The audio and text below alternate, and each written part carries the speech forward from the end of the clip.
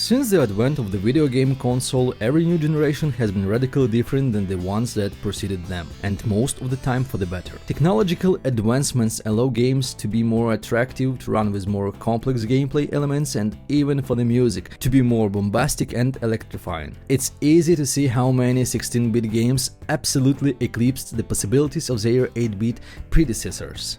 Games like Comic Zone, Contra Hardcore, Mortal Kombat, and Vectorman still hold up today because of how well they were developed. There are just some things that could not be achieved on the NES or Famicom. But what if I told you that there were games that look and play much better on the 8-bit system as they do on their more advanced brothers? Without further ado, here are 5 examples of when games for the 8-bit NES were better than their 16-bit Genesis or Super Nintendo versions.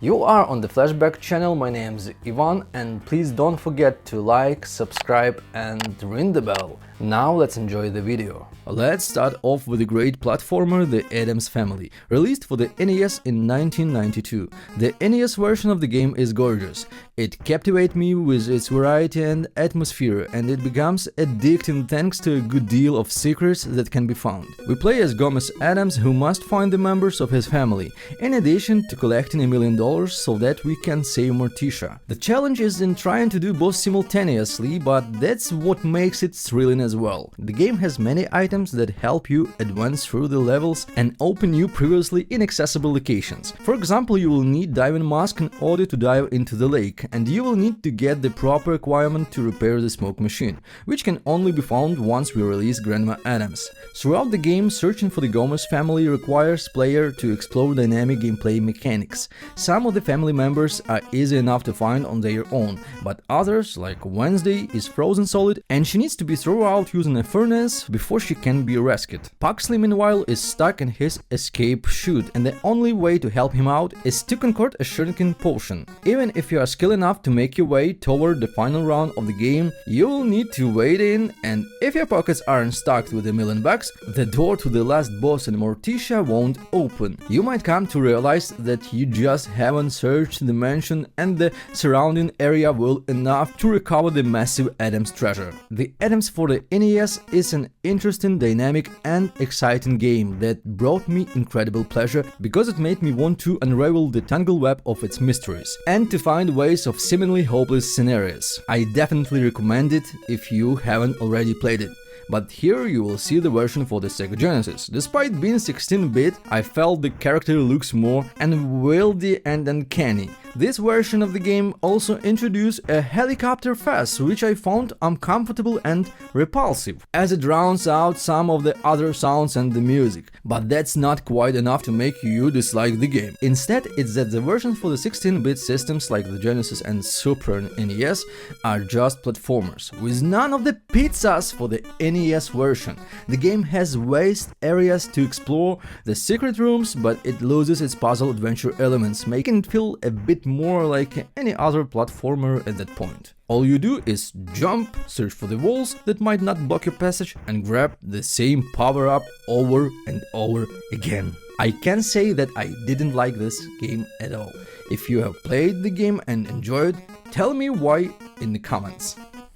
Let's move on to the next game on our list, showing another NES game that completely destroyed the versions of this game for Sega Genesis or Super NES. We're looking at Terminator 2 Judgment Day. This game is a pretty cool platformer for the NES. Even on the 8-bit system, it faithfully follows much of the plot of the legendary film. The developers drop player in easy with a pretty simple hand combat level, where the T-800 is in search for equipment he can use to rescue John Connor. But once the game drops you into the second level, it changes things up completely. Players will recreate the moments of the motorcycle chase from the movie, fending off the T-1000 in his truck, while they try to search for John. It's a hard level, but it's thrilling and makes this game more than a just simple platformer. And even when the game does return to simpler 2D levels, it introduced a parameter that the T800 was indeed to follow: do not kill. Depending on your decision, you will get new weapons starting from the next level. You also have to destroy the Cyberdyne facility with explosive charges before you can face off against T-1000 with a thrilling climax. But let's talk about the Terminator 2 Judgment Day for the Sega Genesis. It starts with a graphically impressive opening that had me thinking, wow, this is just like the movie. But then it dumps you into a clumsy, clunky platforming level. It looks almost okay, but the slower pacing of the game compared to the NES version is going to make people feel like it's a bit of a slog. All the enemies that are constantly harassing you, leaving you to mash the jump button. And because of the slow movements of the T800, it just doesn't feel quite as cool as the NES version. The missions themselves also feel a little too much like fetch quests. Collecting objects from the future could have made for an interesting concept, but it's really just a shoot and move platformer where there is no intellect built around the idea. To top it off, the enemies are never ending, feeling like they are being mass-produced in the same factory as the Terminator models, like an AliExpress factory for thugs. For example, this waitress even doesn't give a fuck with a bullet in the head. The second level throws you on a motorcycle, which they seem to have nailed down in the NES version, but they just couldn't pull it off in this 16-bit version. It's woefully uncomfortable and it doesn't have a lot of character. Luckily, you won't spend too much time on this level. You do end up finding your way to a John Connor's house, only it feels more like it's Kevin McAllister's from Home Alone. Otherwise, why are we attacked by a remote control cars and other toys? And for some reason, the items from the future that we are collecting are here in John's house as well. The soundtrack is also a huge letdown because it's same music in every level you play in, and it doesn't fit the Terminator brand enough to make sense. Terminator 2 Judgment Day for the NES is a good game, but for 16-bit systems, I feel like it is bad with very redeeming qualities. Convince me in the comments that I'm wrong if you can. But now let's move on to one of my favorite games for the NES, Jurassic Park. This game has stood the test of time, and I adore it as much now as I did when I first played it. Right off the bat, you will notice the fucking amazing soundtrack. I think it's one of the best in games in general. The game itself is also just really fun and looks ahead of its time. It's got good graphics, great animations and unique gameplay that still holds up today. There is a bit of collectathon type feel as you will be grabbing eggs in each of the levels, but you will also have to do things like activate computers or destroy dinosaur nests. You will also ride on a boat teeming with brachiosaurs and run for dear life from heads of dinosaurs like Simba trying to escape from antelopes. You will even duel against the mighty Tyrannosaurus Rex. Even if you play this game these days, you will likely enjoy it, as its quality has preserved thanks to levels that feel varied and gameplay that evolves. Graphics and music haven't gone extinct yet either, making this a must-play game for fans of 8-bit games. For the Genesis, there are 3 games that were released from the Jurassic Park franchise. Lost World is great, but it was released in the end of Genesis life cycle, so let's check the first one part of Jurassic Park game released in the same year as the NES version. Jurassic Park game for Genesis that's not necessarily bad. Graphically, it was pretty impressive for the time, and the sound wasn't terrible either. Plus, the fact that you were able to play as a raptor was incredible for the time. The sort of concept was fresh and innovating, but the problem was that outside of good ideas, the game suffered from poor implementation. The difficulty was grating, with parts of the game feeling slippery or unwieldy.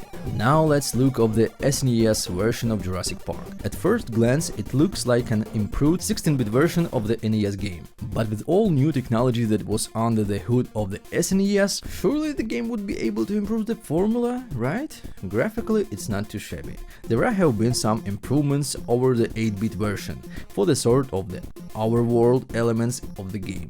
But when you go into buildings, you sort of see things from the perspective of a first-person shooter. It feels like Wolfenstein in a way. The developers replicated the effects of the Super FX chip using a complex technique for texture mapping, but it hasn't quite stood the test of time, and the indoor portions of the game feel a bit slow and choppy. At first it looked great, but it really messes with the pacing of the game, and because of that, getting lost can be a real pain. The game is gigantic and you can lose track of things in more ways than one. For some reason there was no password or save system. Since you need at least 3 hours to reach the ending, there is a good chance that many people will drop the game. That might be for the best though, as some strange decisions were made, like having dinosaurs simply sit there, letting you shoot them in the face instead of harassing the player. If I came across it as a child, I may have enjoyed it. Because of all these great tune decisions though, and the lack of nostalgia goggles, I feel like the game pales in comparison to its 8-bit predecessor. In another example where you can feel the real action drive and brutality of rock and roll is the 8-bit version of Battletoads and Double Dragon. I think you knew, but the reason the NES one is better is because it was developed the first and then ported over to the 8-bit versions. I feel like grittiness of the original is a bit more engaging and it captures the wild energy of the franchise best. In this version, the punches and kicks from the frogs feel crunchier, the sound pops louder, the controls are more responsive. Coming out 6 months before the 16-bit version, the NES version employed some techniques that were almost unprecedented for the time. And sometimes it's those complexities that force a developer to turn things into a work of art. I don't know, I don't get the 16-bit frog dragons and everything. I mean, they are a cool game, the Genesis version for sure, but I don't like the muted colors on the Super Nintendo. So the 8-bit version of the Toads and Dragons, that will always be in my heart. What was your favorite version of this game and why does it still hold a place in your heart? Let me know in the comments below. Now let's talk about the RoboCop 3. Comparing the 16-bit version of the game, you will have much of the same arguments of the Terminator games earlier. One of the games has bigger, bolder sprites, but the other has more comfortable movement. I personally prefer the Sega version of the game, but how do they hold up compared to the 8-bit version of the game? Well, right off the bat, the main theme music of the NES version grabs hold of you and doesn't let you go. The great music follows you throughout the title as well, whether you are polishing off the street scum or repairing the status of your hammer. Speaking of which, that's one of the reasons that this game stands out compared to the more contemporary versions. Even though healing your character in the games wasn't a new phenomenon at the time, I still love the repair portions of the game and thought they felt right for RoboCop. You can say the same for the levels because the art design left everything looking great despite the gritty feel. It's grungy without feeling like it was a heartless cat grab. There are other ways that they fulfill the feel of the franchise's legacy, including getting to use a jetpack. Honestly, it's not the coolest use of a jetpack in gaming, but it was fun to try for the first time.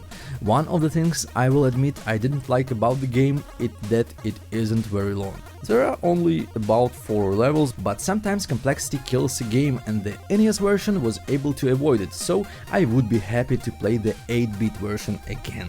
Well folks, that's it, your 5 NES games that were better than Sega Genesis or Super Nintendo versions. I would love to hear your opinion on whether you agreed with me or not. And if you have any other games that you preferred on 8-bit systems rather than 16-bit ones, do be sure to include them in the comments. Stay tuned for more videos about retro games. Thank you for watching and see ya next time.